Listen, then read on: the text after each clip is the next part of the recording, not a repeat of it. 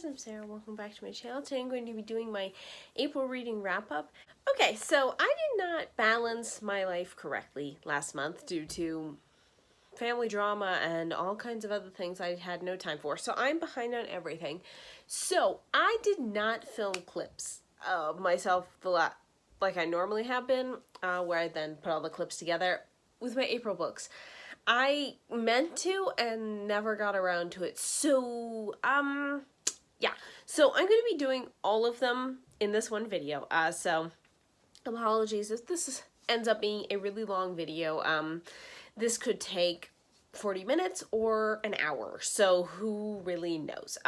So I apologize if this is a longer video. I do try to keep them shorter, but it is what it is. That's just what happened. So I predominantly read series anyways, so I can't really say much about any of them because they're all continuations. So hopefully this will be a shorter one, but if it isn't, I apologize. If it is, I apologize. It's just the way it is. So, anyways, so yeah, we're just gonna dive right into the books, and as always, if you want further thoughts, content details, anything like that about these books, because my memory is very, very, very vague on some of these. You know, the few that I can actually like talk in detail about, they're like kind of vague, so I may not actually talk in detail. It may just be like, this book was good, try it, and reference the review for actual thoughts that I wrote nearer to when I read them, because some of those, I'm behind on those too as of this point of recording, so my life is just, I should just have a sign on me that says I'm behind, please live with it. Because, yeah, that's just my reality right now. But anyways, regardless of that, all those reviews will be linked in the description so you can check them out at your leisure. And yeah, we're just gonna dive right into the books. The first one I'm gonna talk about is DNF. I think I got 20-some% into this book, potentially. I actually don't remember the percentage, and I'm sorry if my hair looks weird. It's really windy today, and brushing it just makes it look flat, so it is what it is, because apparently that's all I say these days. But anyways, so that book is Nobody's Hero by Janine Ippolito, I believe is how you say the author's name. This is a superhero book. It's the first in a series. I think it's gonna be a series. I think there's still only one book out currently. And yeah, it's about this girl who, she like works for this superhero publicist agency, and she has to work with supervillains, and it's like really dangerous. And then this one supervillain comes in, but he wants to reform himself to be a superhero. So, and it's like really dangerous for her there, so then he like offers to help her out, and then they like run off together, but like the agency still wants them, or wants her for some reason.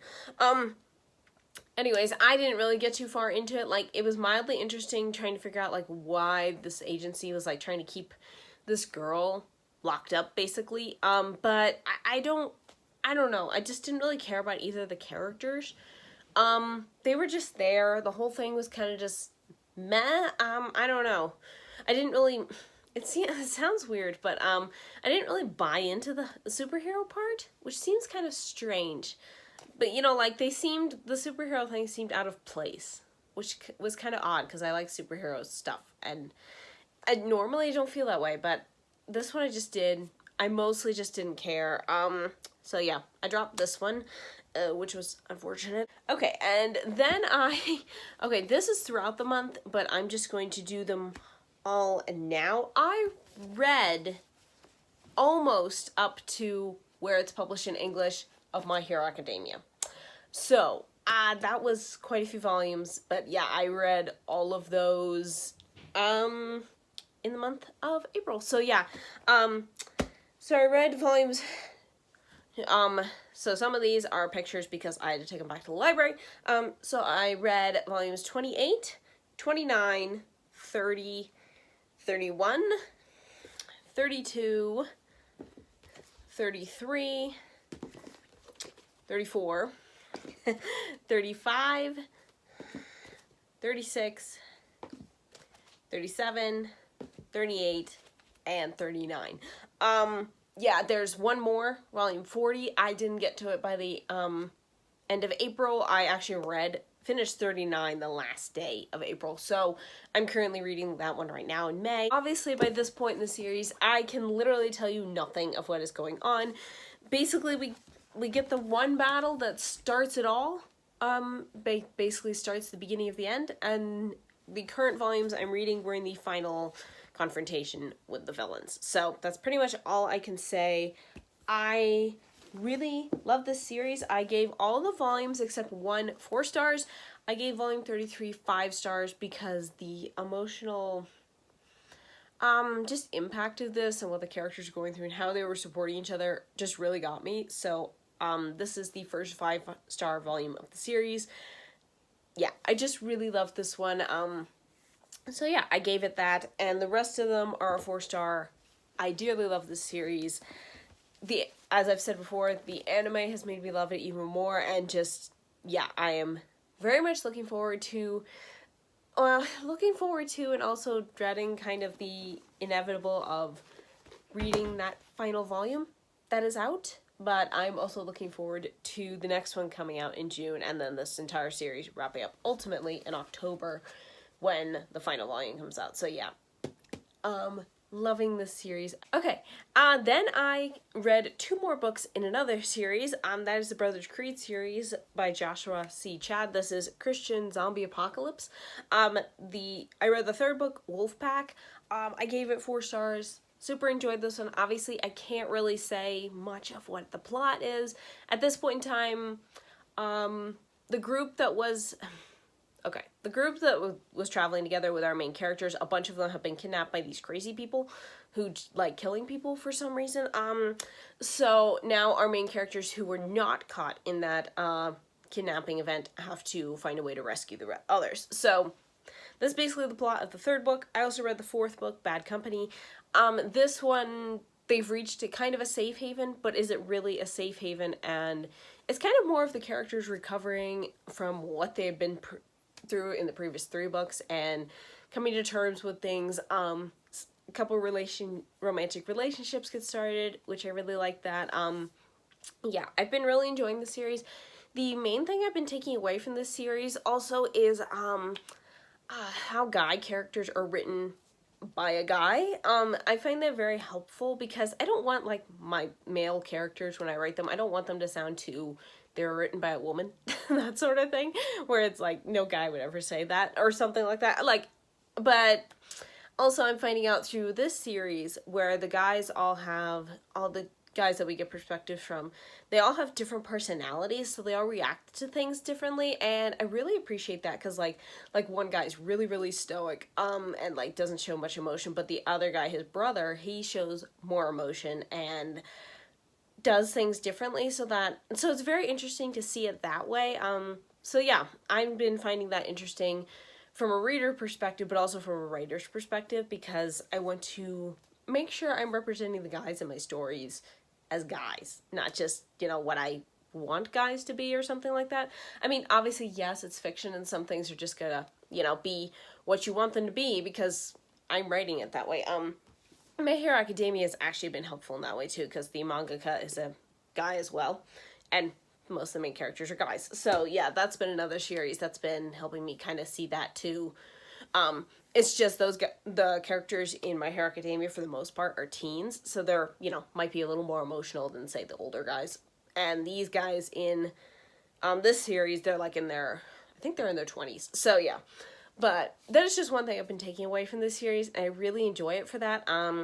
So yeah, I'll be on the final book here in May, so I'm very excited to see how the series wraps up. I've been really enjoying it, which is, not really something I wanted to enjoy the series, but seeing how much I'm enjoying it is still a little bit of a surprise, even though, I kind of read all over the spectrum with things, so. But I've also discovered that, zombie apocalypse books can be really, really gory.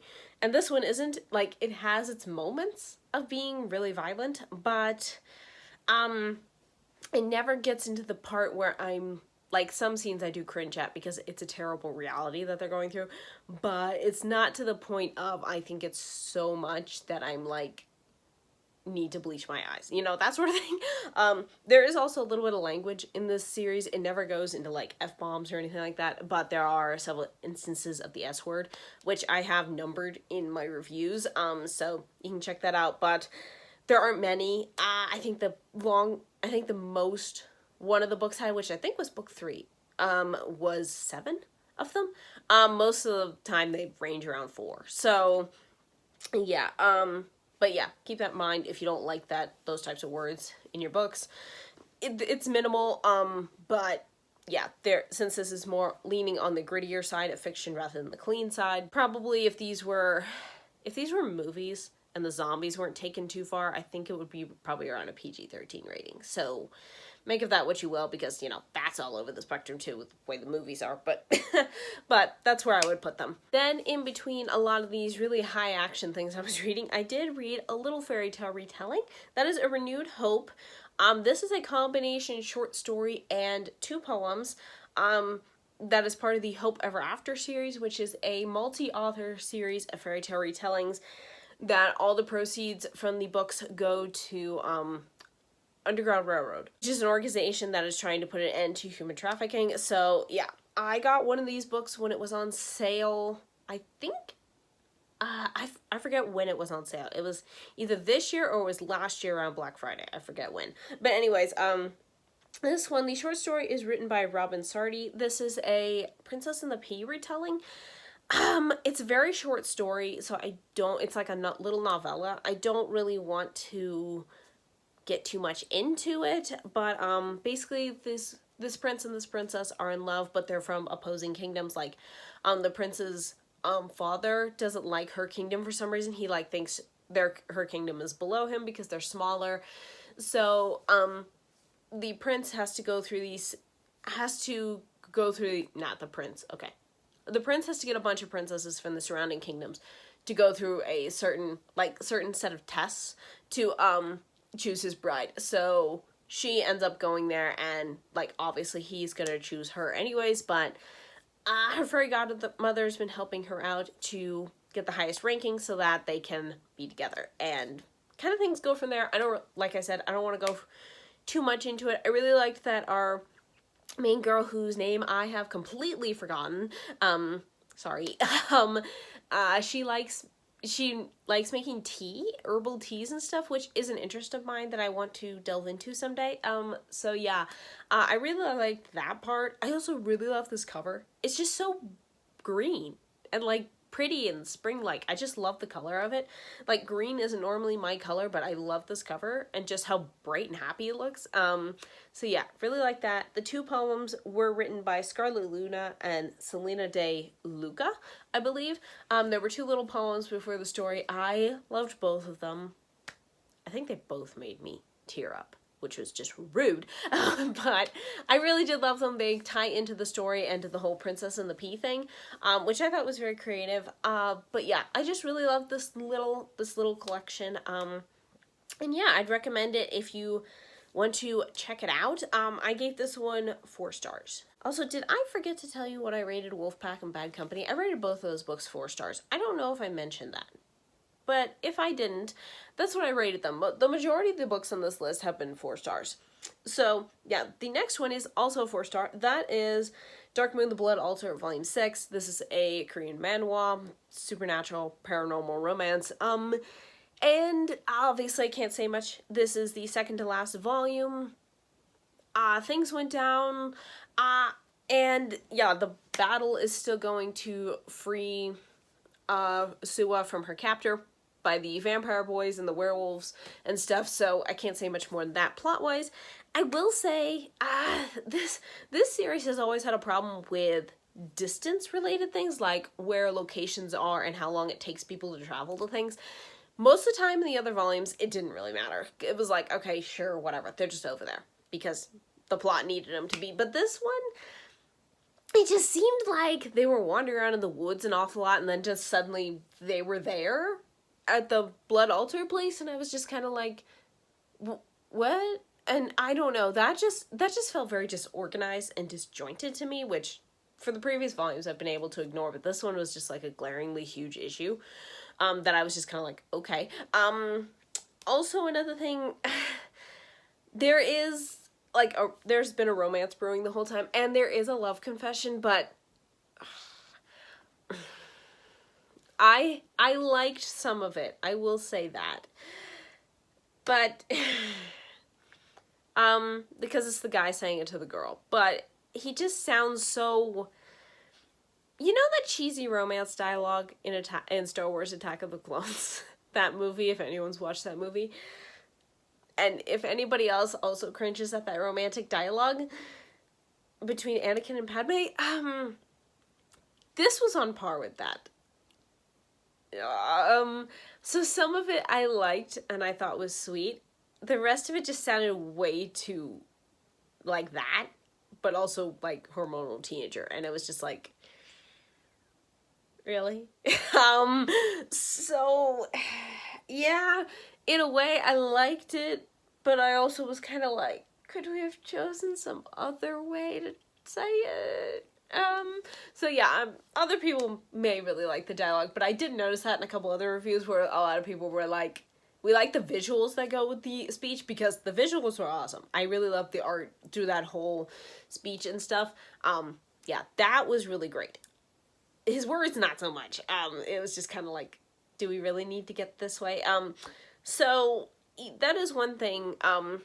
Yeah, the distance thing, the upcoming anime, whenever they decide to release it, that could be fixed with the anime. They could, like, change things up a bit and make it more coherent. They could also, adjust the romantic dialogue, but I have a feeling they won't. The distance thing and confusing things like that, they may do something with. Somehow I think that romantic dialogue is going to stay the same, and I'm going to cringe.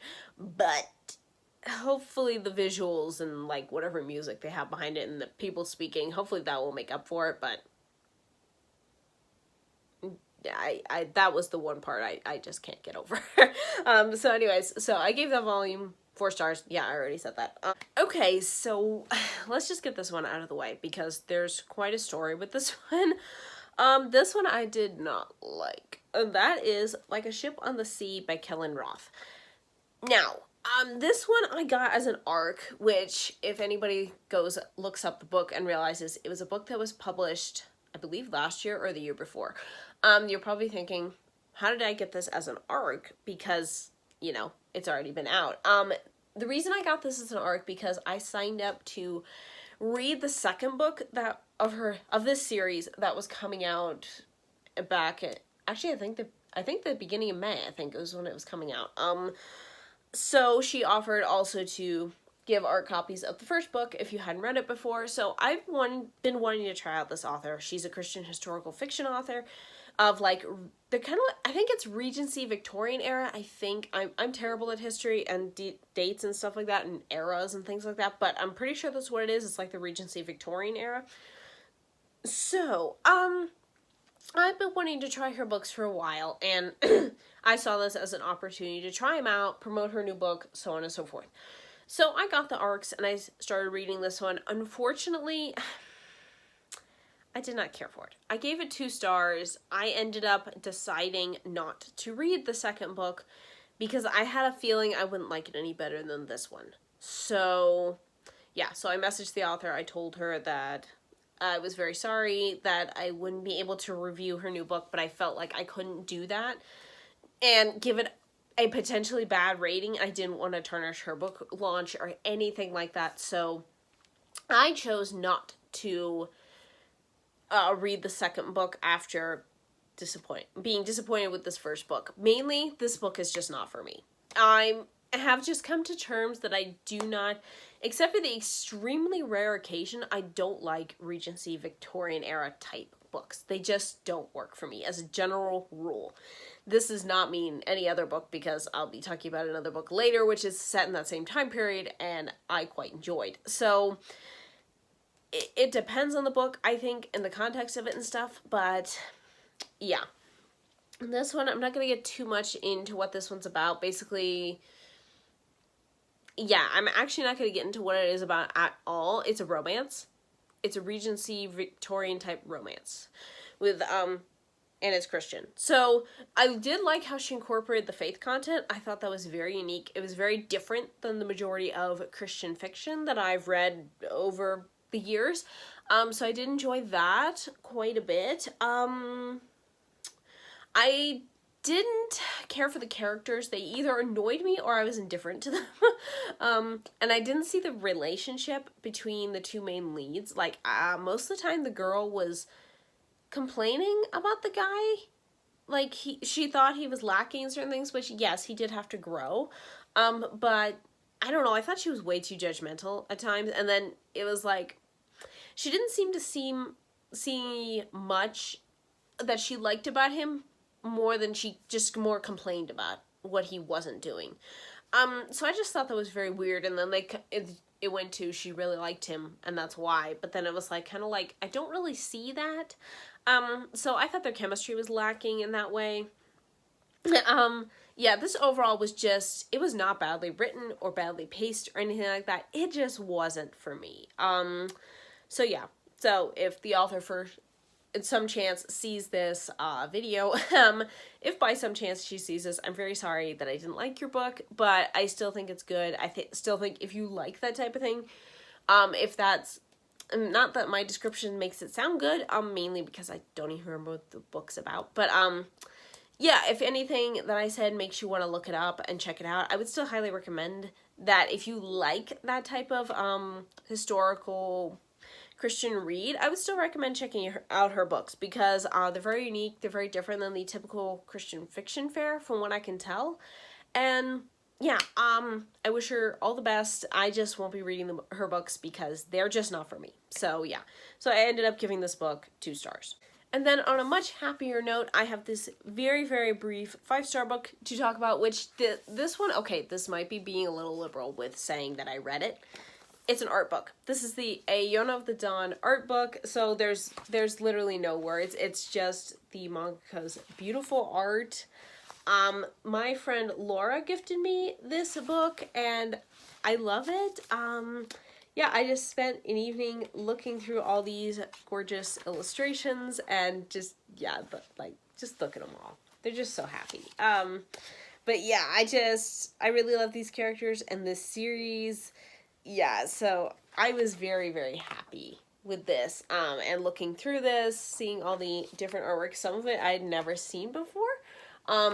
So yeah, I was very happy to receive this. So Laura, if you see this video, thank you very much. I already sent you an email, of course, but which I'm sure you've read, but I just wanted to thank you again because I super enjoyed this. So yeah, definitely enjoyed this one. But, you know, read is a little loose because there's no words. But also, I took time out of my evening to look through this. So, actually out of my day, whatever day I read this. Who really even knows anymore. But yeah, I really enjoyed this. Gave it 5 stars. We'll definitely be looking at this again and all my lovely, beautiful little dorky characters. I love them all. Then I finished up another series. Like, wow, I'm just flying through the different series. Like, this one was unexpected that I just suddenly switched to wanting to be in the mood to finish up the series. That is the Whinnies on the Wind series by Angela Dorsey. This is middle grade horse fiction. This is like, obviously it's fiction. It's middle grade like horse stories, but with a supernatural twist because our main character Evie, she can telepathically talk to horses, and also she can like feel their emotions and experience them and such. So I read the first 4 books last year, the year before, something along those lines. And then I never continued the rest of the series because I lost interest. Not really lost interest, I went out of the mood. So anyways, so I continued the series, and I finished it. It's a 9-book series. They're all very, very short little books. So yeah, the first one, obviously I read, was book 5, Winter of Sinking Waters. This one, obviously, I can't say too much about this series as a whole, but I'll give brief little things of what each book is about. In this one, Evie and her human friend Kestrel, they're like taking care of Kestrel's ranch while her parents are away. It's like for a day or two, they're looking after the cattle and stuff, and then this grizzly bear comes around and starts stalking them, chasing after the cattle and stuff like that. So this is like a rogue grizzly bear. He's not supposed to be out, and That was really intense. I didn't really think something like that would be intense, but then again, Angela Dorsey has done animal villains before, in a way that's both very sympathetic, but also kind of shows the reality of what that would be, before in her other series, the Horse Angel, Horse Guardian series. She's done that before in that one, so yeah, this one was the same thing. I gave this one 4 stars. Then I read book 6, which is Spring of Secrets. I also used this book for Chantel's Read Your Bookshelf Challenge for the prompt of flowers. You're probably thinking there's no flowers on this cover. There sort of are. There's dandelion seeds, seed heads under the foal's hooves, which means there's dandelions, which are flowers. Yes, I'm stretching this. But also in the book, there are a couple of descriptions where Evie is describing some spring wildflowers she comes across. So I'm including it for that because I read very little. Actually, I think I read nothing that had flowers on it at all. So I was stretching it with this one, but we're going with it. So there's been a whole mystery throughout this whole series of why Evie and her mom are hiding in the Canadian bush in the wilderness. And Evie, it's all has something to do around Evie and her mom's hiding her from, like, her family and stuff. So we get some answers to that, or at least something about that in this book. So that's mainly what this book is about. So yeah, that was very interesting. I gave this one 4 stars. The 7th book is Summer of Desperate Braces. I also gave this book 4 stars. This is my favorite of the photoshopped covers, because most of these, like, newly revised, like, photo manipulated ones, I don't like. I think they're terribly done. But this one's actually pretty, and I like this one. That's probably my favorite of those in this series. In a series of events in this one, Evie finds out that they're running out of money, so she enters this race that is, like, really dangerous, but you get, like, a pretty good big money prize for it at the summer rodeo. But also at the same time, she discovers some men have been illegally capturing Mustangs in their area and are preparing to send them to slaughter. So now she and her friends have to rescue the Mustangs as well. So I really liked this one. It was very action-packed, very intense at times, but yeah, really enjoyed this one. I read book 8, which is Autumn of Angels. I gave this one 3 stars. Mainly because, with this one, okay, all of Evie's mom's secrets are out in the open, and, like, Evie's meeting her family for the first time. That's pretty much all I'll say. I do find it really weird that one of the family members has, like, this obsession with wanting to, like, own Evie. She, like, wants to, like, keep her trapped in her house and stuff, to the point of doing illegal activities to try to get a hold of her. And I find it really strange as to why, because it has, minor spoiler, but it has nothing to do with Evie's gift with horses, which I find really weird, because that was one of my big theories throughout this whole thing, was that, like, this was the whole reason that they wanted, that Evie's family was, like, trying to find them, and her mom was hiding her out, because they somehow knew that she would have this gift, and they wanted to keep her for it. But her gift doesn't even come up. It's, nobody still even knows about it. So it's like, I don't know, I feel like that's a very missed opportunity here that the author just glossed over, and I don't know. I'm not a fan of that. That was part of why I lowered this to a 3-star rating. Also, I lowered it because there is a animal death at the end of this book. It's due to old age, but it still made me sad. It actually made me cry, which was totally mean. But scenes like that always do, in books and movies and stuff like that. So I just know people who are sensitive to, like, animal deaths and stuff like that, so might want to look out for that if you have any kids that you want to, you know, might think, like, will like this series, but are sensitive to things like that. Just be aware that that is at the end of the book. It's a really sweet scene, but it's also just sad, because it's like, you know, the animal died. So, yeah. So, that is the other reason I gave it 3 stars. Also, I didn't care for, like, the whole jealousy tension thing between Rusty, which is our main character's horse, and her. I just didn't care for that. I thought it dragged on too long, and Evie was really stupid about it. So, yeah. And then we have the last book, the final book, the 9th one, which is Winter of the Whinnies Brigade. This is a terrible title. What the heck does that even mean? I don't know. Anyways, I gave it 4 stars as well, and I really liked it. I really liked the conclusion. It was a very exciting conclusion to the series. We wrapped things up with Evie's family drama and everything else that has been going on. I will reiterate that the whole reason why this one particular family member wants her has nothing to do with her gift with horses. Missed opportunity there. I also am very annoyed that since they're living out in the wilderness, Evie and her mom take water from a lake that is near their house. It is their only water source. Evie specifies this multiple times. It is their only water source. Therefore, in order to escape a bad guy, she has him wreck a snowmobile in the lake. Now, I'm just sitting here thinking, why would you have somebody drive a snowmobile, which now you have motor oil in your lake, into a lake? That is dumb. Like, you could have come up with a better way to stall the snowmobile. Like, have him run into a boulder instead.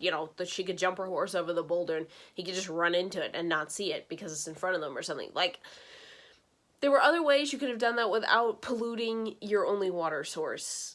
I thought that was extremely dumb of her and something that a wilderness survivor like her would not do.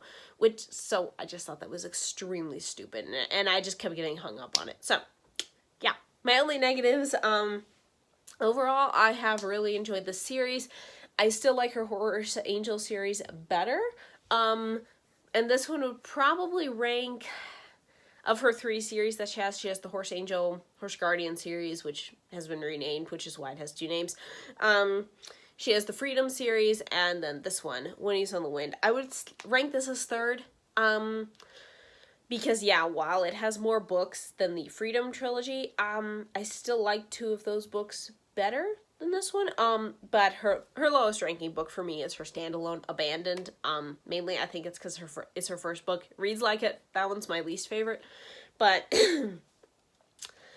least favorite as in with whole series as it goes. If I was ranking the books individually, that would be totally across the board. But yeah, I still really enjoyed this one. If you have a horse crazy girl in your life, or if you have an animal lover in your life, I would highly recommend this series. It's really good. Really well done. Evie and her mom have a great relationship. And yeah, I just would highly recommend this to anybody who likes middle grade horse stories, or you have a kid or young teen in your life who likes those types of stories as well. Okay, sorry for the different camera angle, but my foot fell asleep. So now I have to sit in a different position to wake it up. Anyway, we're gonna go on to our next book. That is a nonfiction that I just randomly got in the mood to pick up. I ended up reading it in 2 days. I did not think it would be this engrossing, but it really was. That is Saving Cinderella, What Feminists Get Wrong About Disney Princesses and How to Set It Right by Faith Moore. This is basically an analysis of the current lineup of Disney princesses that were there at the time. They do not include, I think, the 2 most recent ones, which are Moana and Raya. It's from that Raya and the Last Dragon movie, that one. I think she's also part of the princess lineup now. I don't know, I didn't like that movie, so it doesn't matter to me. But she and Moana are not part of this book. It includes up to, who was the last one before Moana? Was that Merida? I think so. It includes up to Merida, but it also has Elsa and Anna from Frozen.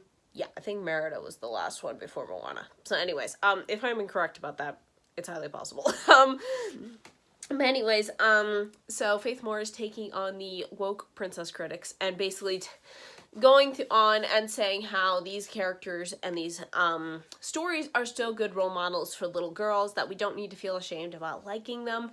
And she goes into details about each and every one of them, starting with Snow White and ending with Elsa and Anna from Frozen, and just detailing how feminists changed things with the princesses as the years went on, and also how the stories fit, if these characters are really good role models or not.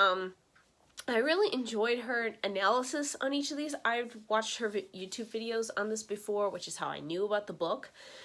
I'd wanted to read this book for many years. I finally got to it. I really enjoyed this. I really liked her analysis on these characters and their stories and everything. And now I'm kind of curious to go back and watch, like, the older movies that, like, I haven't seen since I was a kid. And, like, rewatch some of these other ones with different eyes. I don't agree with everything she said, which is why it's a 4-star, not a 5-star. I don't agree with a lot with what she said about Mulan. I did laugh quite a bit at some of her analyses for Pocahontas, which, yeah, looking at it, that I do agree with some of those, but also I disagree with a few of the things on those two movies, mainly because out of all of these movies, those two are the most, Pocahontas and Mulan, are the most, like, at a disadvantage because they're not written to be Disney princess movies as, like, fairy tale retellings. They're basically history and legend. So, yeah, so those are a little different, but, so I think with those you'd have to study the story structure more than if they fit as Disney princesses, but that is beside the point. Maybe if anyone's interested, I would do a video series on, like, maybe each of these princesses and how I think of them and stuff like that. If you'd be interested in that type of video, leave it down below in the comments and I'll try to figure out how to do it. Because this is, like, a topic I really like to dig into and stuff, which is why I've been looking at, like, video review sites and stuff, YouTube sites and stuff like that, because I'm very fascinated with this type of thing and how, like, Hollywood and feminists and all that has kind of ruined storytelling. But, yeah, so, I really enjoyed this book. Also, I'm not sure if I agree with everything that she said about Brave, Merida's movie. Though also I do agree with a lot of that because Brave is one of those movies where sometimes I like it and most of the time I don't. So yeah, that would be an interesting analysis one to do. But, yeah, so overall, really enjoyed this book. Really thought she had a lot of good things to say. If you're interested in this topic at all, I would highly recommend picking up this book because, yeah, it was very well researched, very well thought out, and I really enjoyed it. So yeah, 4 stars. And the final book we're going to end this video on is one I know at least Lindsay will be very, very happy I read, and that is Wormwood Abbey by Christina Bear. This is the first book in the Secrets of Ormdale series. This is a historical fantasy set in, like, a Regency time period. This is the book I was talking about earlier. And in this one, we follow Edith. Edith and her family have gone to her father's childhood home of Wormwood Abbey because of the recent deaths of her uncle and cousin. Wow, I just forgot what that word was. So yeah, but Edith just kind of is a little irritated because she just needs to write a deadline. She is writing under a pen name these detective crime novels, and yeah, so she has a deadline to make, and she's just kind of like, I really don't, like, I hope this goes well, or, you know, goes over quickly so I can get back to my writing. But then she finds that she's very drawn to this mysterious place, and then she finds this little salamander type creature in the fireplace. She rescues him, names him Francis, and then realizes later down the line Francis may be a dragon. Along with, and there's more of them. There's more other dragons and wyverns and stuff around this place. And this might have more secrets than she initially thought. And I really enjoyed this book. It's just a light, cozy little read. At first, I will say Edith did kind of rub me the wrong way. She kind of has this judgmental bent to her thoughts and to her words at first, like in the very beginning towards her cousin Gwendolyn. I kind of was like, girl, stop it, a few times, because it's like you're kind of being a little snobby right now, and it's not looking good. But she grew on me. I ended up really liking her by the end of this book. I really like the fantastical elements mixed with clearly a Regency time period, but it was never, like, boring in any way. I really enjoyed that. All of her comments about being a writer and books and stuff like that, yes, hands down. I loved all those things. It was great. Yeah, that's pretty much all I have to say. I really enjoyed it. It was a really cozy, sweet read, and my library thankfully has all the rest of the books. Somebody apparently requested that they get the whole series, so I have a hold on for book 2 now, so I will be continuing as soon as one of the people who has them checked out returns it. So yeah, I will be continuing the series. I'm very happy that I don't have to buy them. Very happy my library has them, so I will be able to continue the series, and yeah, I'm very excited to continue with this one. It's just a cozy light read, and I don't normally go with those, but occasionally I do, and this one is definitely one that I'm glad I liked. And that's it. Those are all the books I read in April. Yeah, lots of My Hero Academia, lots of continuing series. I ended one series. Yeah, almost ended another. I wanted to read the last Brothers Creed book in April, but I didn't get to it. So yeah, almost fully caught up on My Hero Academia. And yeah, started a few other things. Yeah, I would overall call this a really good reading month. But yeah, thank you guys so much for watching this video. I hope you enjoyed all my rambles about all these books. I don't think this video is going to be too long. That is awesome. I thought it would be way longer, but obviously it wasn't, because I was mostly talking about series that I can't tell you more about. But yeah, I'm looking forward to continuing, obviously finishing My Hero Academia, at least up to what's been published. Also very sad too that I'll be almost 10. But yeah, I'm looking forward to that. Looking forward to finishing the last Brothers Creed book, continuing Wormwood Abbey series. That's not the series name, but whatever. Yeah. And hopefully reading lots more other good books in the month of May. So yeah, let me know about down below in the comments any thoughts or opinions or any books that you guys have read that you want to share. Please let me know down below in the comments. I always love reading and hearing from you guys. Thank you guys so much for being here, for watching this video. I hope you enjoyed. I hope you have a great rest of your day, and I will see you next time. Bye!